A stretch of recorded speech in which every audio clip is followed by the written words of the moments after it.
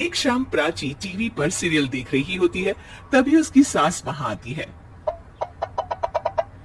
अरे सीरियल में तो ऐसे मग्न है जैसे आज रात का खाना पड़ोसी आकर बनाएंगे।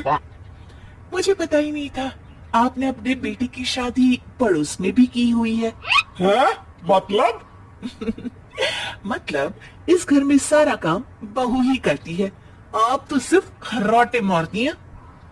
अच्छा जी, फिलहाल तो तुम आराम फरमा रही हो, चलो जाओ, ये मेरी टीवी देखने का समय है। हाँ, इसीलिए मुझे भगाया जा रहा है। सॉरी, अब तो बिल्कुल नहीं जाऊंगी।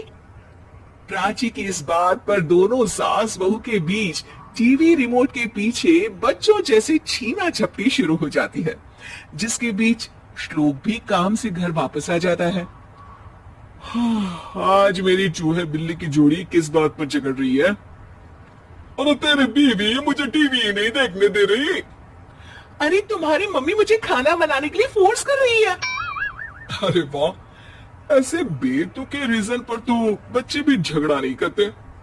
अरे मुझे कुछ मत बोल, सब इसने ही शुरू किया है। हाँ हाँ, जैसे आप तो बहुत दूध की धूली है ना। अरे बस, दोनों चुप। प्राची जाओ, खाने की तैयारी करो। और माँ तुम छोड़ो, तुम्हें क्या बोलूं, शांति से अपना सीरियल देखो, मुझे दोबारा लड़ने की आवाज सुनाई नहीं देनी चाहिए।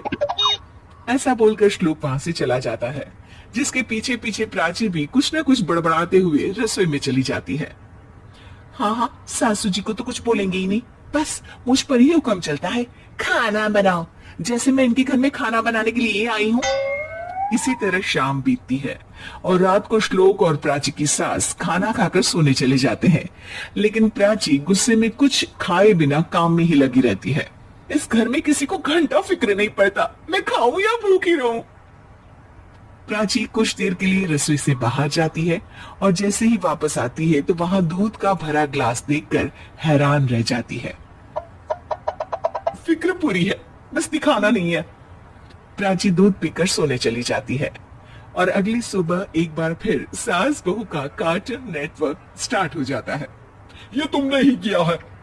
अरे अजीब जबरदस्ती है, मैं बोल रही हूँ मैंने कुछ नहीं किया। दोनों ने मिलकर पूरे घर को पागल खाना बनाया हुआ है। यहाँ कोई नॉर्मल इंसान तो रह ही नहीं सकता, इसीलिए अब पड़ोसी क्या रिश्तेदार भी घर आने से कतराते हैं।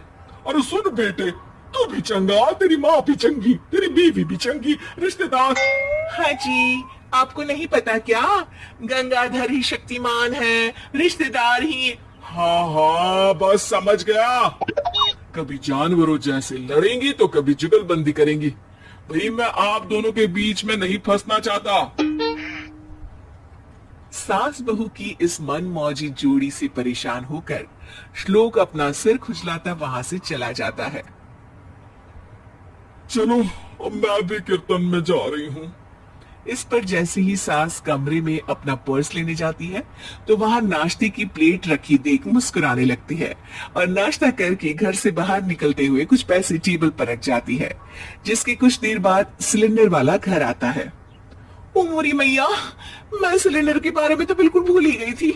घर खर्च के सारे पैसे भी मम्मी के पास है और श्लोक से बोला तो उल्टा 4 बात सुनाएंगे।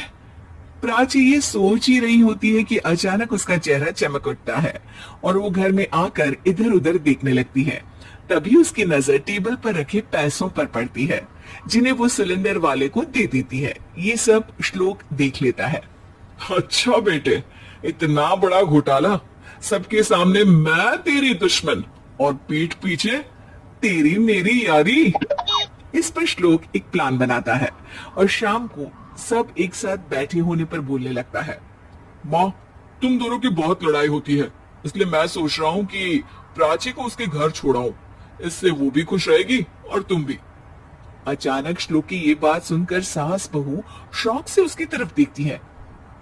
अरे ऐसे कैसे घर छोड़ाओगे, मुझे कहीं नहीं जाना। अरे तुमने बोला नहीं पर मैंने सुन लिया, तुम्हें मम्मी के साथ रहना अच्छा नहीं लगता, मुझे पता है। अरे वो अरे, जब बहू खुद कुछ काम बोले तो वो तुझे सुनता नहीं, और अब जो इसने बोला ही नहीं वो तू समझ गया।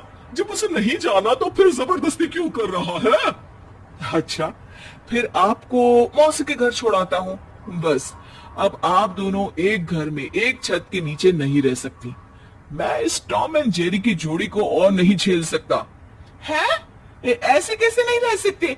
तुम्हें इतनी दिक्कत है तो तुम्हारा बोरिया बिस्तर पैक कर देती हूँ, लेकिन मम्मी जी कहीं नहीं जाएंगी। बिल्कुल यही सुनना था मुझे। अगर दोनों में इतना ही प्यार है फिर हर वक्त ये लड़ाई का नाटक क्यों करती हो? देखा मैंने कैसे माँ किचन में दूध रखती है और तुम उनके लिए कमरे में नाश्ता रखती हो, और कैसे वो पहले ही तुम्हारी दिक्कत समझकर घर में पैसे रखकर बाहर जाती है। अरे भाई, इतना ड्रामा तो डेली सोप में भी नहीं होता जितना तुम दोनों ने इस घर में फैलाया हुआ है।